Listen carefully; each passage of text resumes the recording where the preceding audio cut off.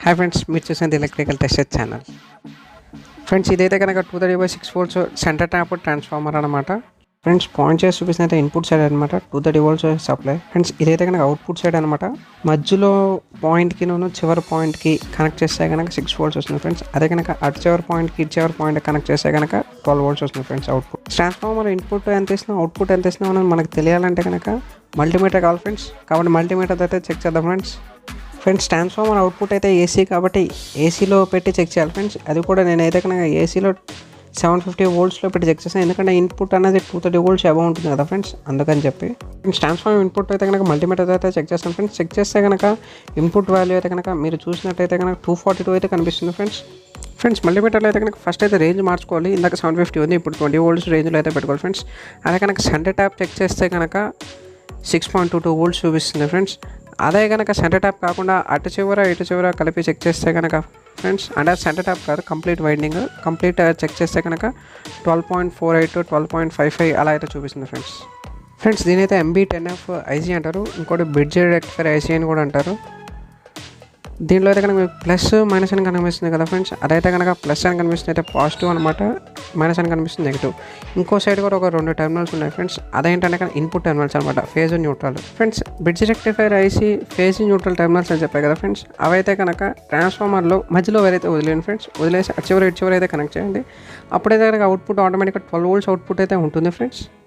నేనైతే కనుక heat sink tube use చేసి వాటిని అయితే ఇన్సులేట్ కూడా చేస్తాను ఫ్రెండ్స్.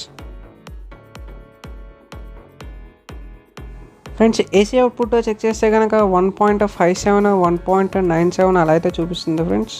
ఫ్రెండ్స్, మల్టీమీటర్ని ఏసీ నుంచి డీసీకి అయితే పెట్టాను ఫ్రెండ్స్. పెట్టి అయితే కనుక చెక్ చేస్తాను. చెక్ చేస్తే కనుక చూడండి ఫ్రెండ్స్ ఎంతైతే చూపిస్తుందో 11.25 11.27 అలా అయితే చూపిస్తుంది ఫ్రెండ్స్. బ్రిడ్జ్ రెక్టిఫైర్ ఐసీ అవుట్పుట్కి ప్లస్ మైనస్ ఉన్నాయి కదా ఫ్రెండ్స్. దానికైతే కనుక నేను 470 మైక్రోఫారడ్ కెపాసిటీ అయితే కనెక్ట్ చేయబోతున్నాను ఫ్రెండ్స్. కనెక్ట్ చేసి అయితే అవుట్పుట్ ఎలా ఉంటుందో చెక్ చేయబోతాను ఫ్రెండ్స్.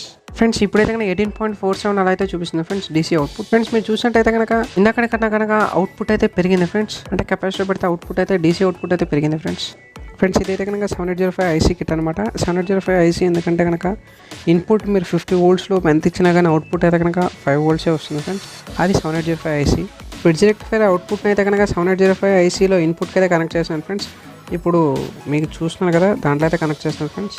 కనెక్షన్స్ ఇప్పుడు దాకా అయితే కనుక ఇలా అయితే ఉన్నాయి ఫ్రెండ్స్. ఇప్పుడైతే కనుక మల్టీమీటర్ తీసుకొని ఇప్పుడు 7805 ఐసీ ఉంది కదా ఫ్రెండ్స్, దాని అవుట్పుట్ అయితే చెక్ చేయబోతున్నాం ఫ్రెండ్స్. ఫ్రెండ్స్, మీరు చూసినట్టయితే కనుక 5 volts అయితే అవుట్పుట్ ఉంది ఫ్రెండ్స్. కానీ మనం ఇందాక అవుట్పుట్ చెక్ చేసాము, only bridge rectifier output check చేస్తే కనుక 18 volts అలా అయితే చూపించింది ఫ్రెండ్స్. అది ఫ్రెండ్స్. ఇదైతే కనుక ఇన్పుట్, ఇదైతే కనుక కెపాసిటర్ ఫ్రెండ్స్. ఇదైతే బ్రిడ్జ్ రెక్టిఫైర్ సర్క్యూట్ అనమాట. ఇదైతే కనుక 7805 ఐసీ.